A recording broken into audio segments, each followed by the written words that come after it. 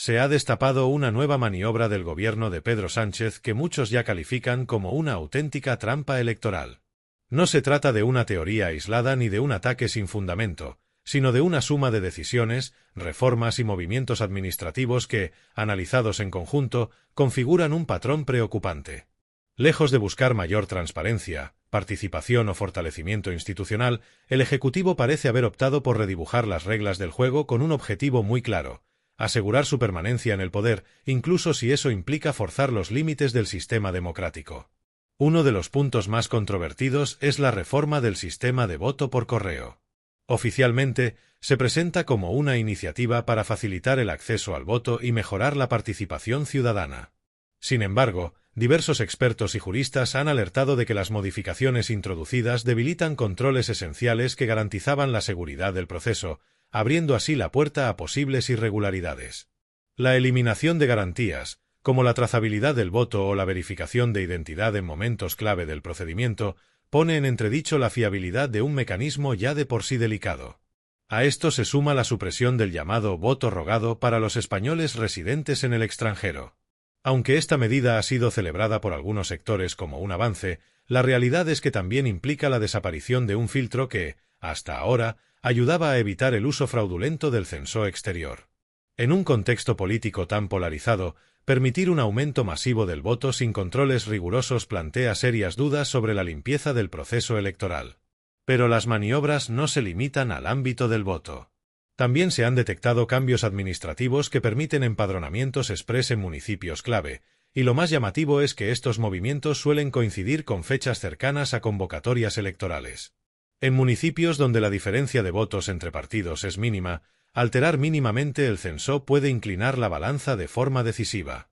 Este tipo de medidas, lejos de ser inocentes o técnicas, tienen un claro componente político.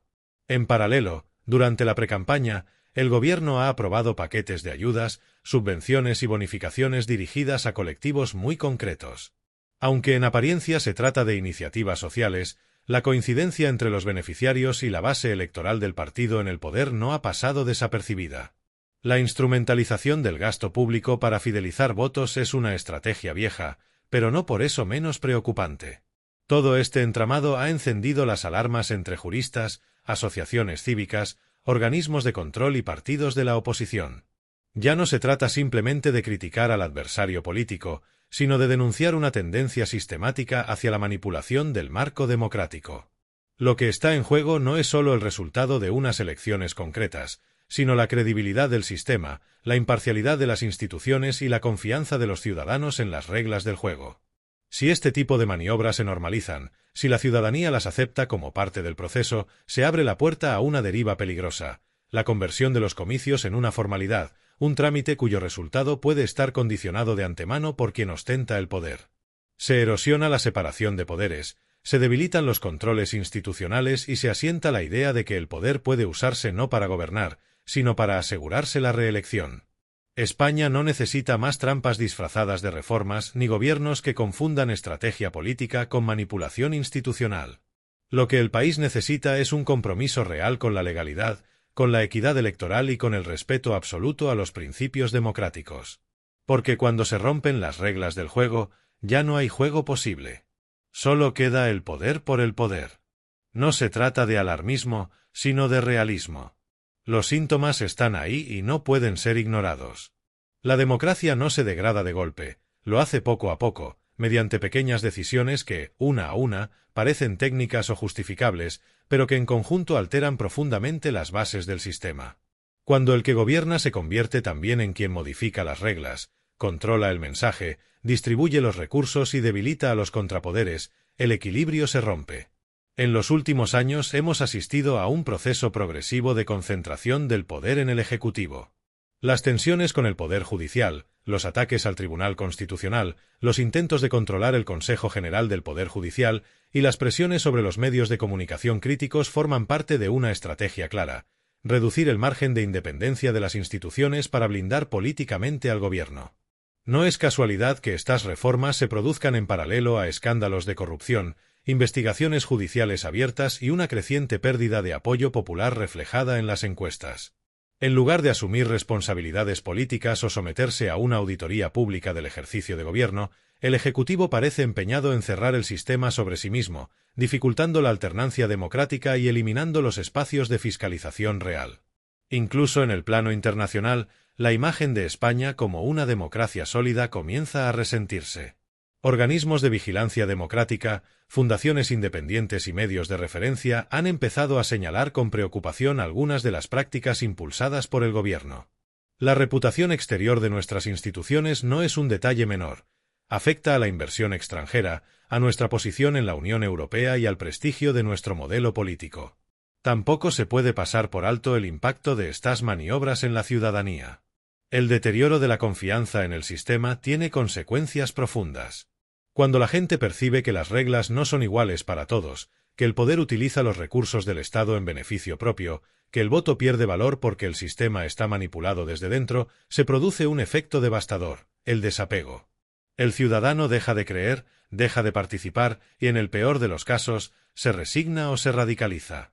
Por todo ello, es urgente que se restablezcan límites claros entre el poder político y las instituciones del Estado.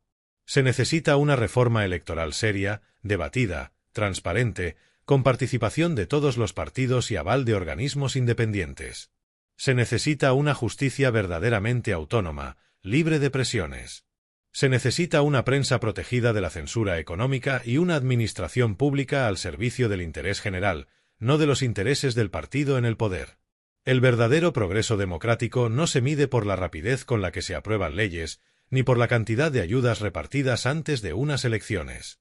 Se mide por la calidad del sistema, por la limpieza del proceso, por la independencia de los órganos y por la capacidad de la ciudadanía para decidir libremente quién les gobierna, sin trampas ni manipulaciones. La democracia no puede ni debe convertirse en una fachada útil para perpetuarse en el poder. Si eso sucede, ya no hablamos de democracia, sino de otra cosa. Llegados a este punto, no basta con la indignación puntual ni con una crítica superficial. Lo que se necesita es una ciudadanía activa y vigilante, que comprenda la gravedad de lo que está en juego y exija responsabilidades. No hay democracia sólida sin ciudadanos informados, sin medios independientes, sin jueces libres y sin políticos dispuestos a perder cuando toca. Las trampas, por muy sofisticadas o legales que parezcan en la forma, deben ser desenmascaradas en el fondo. Manipular el sistema desde dentro, usar los resortes del poder para crear ventajas estructurales y desactivar los mecanismos de control no es gobernar, es secuestrar la democracia. Es convertir al Estado en una herramienta al servicio de un proyecto político y no de la ciudadanía. Por eso, frente a cada nueva maniobra electoralista, frente a cada reforma encubierta o medida con olor a cálculo partidista, debe haber una respuesta proporcional por parte de todos los actores que aún creen en la democracia, medios de comunicación, partidos de oposición, asociaciones civiles, jueces, intelectuales y, sobre todo, los ciudadanos. Porque cuando los gobiernos cruzan ciertas líneas, el silencio ya no es neutral. El que calla, otorga. Y el que otorga, normaliza. No se trata de ideologías ni de colores políticos. Se trata de principios. Hoy es un partido el que altera las reglas, mañana puede ser otro. Si no defendemos el marco, si no protegemos las reglas del juego, pronto no importará quién gane o quién pierda, porque el juego ya no será limpio. Será solo una representación vacía, una democracia de cartón-piedra. Por eso, frente al abuso, tolerancia cero. Frente a la manipulación, denuncia y vigilancia. Y frente a la tentación de quedarse al margen, compromiso cívico. La democracia no se defiende sola. O la protegemos entre todos, o la perderemos poco a poco, sin darnos cuenta, hasta que sea demasiado tarde. España no necesita reformas que beneficien al gobierno. Necesita instituciones fuertes que sirvan al ciudadano.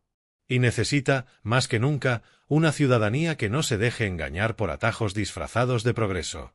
Porque si dejamos pasar esto, mañana ya no tendremos una democracia que defender.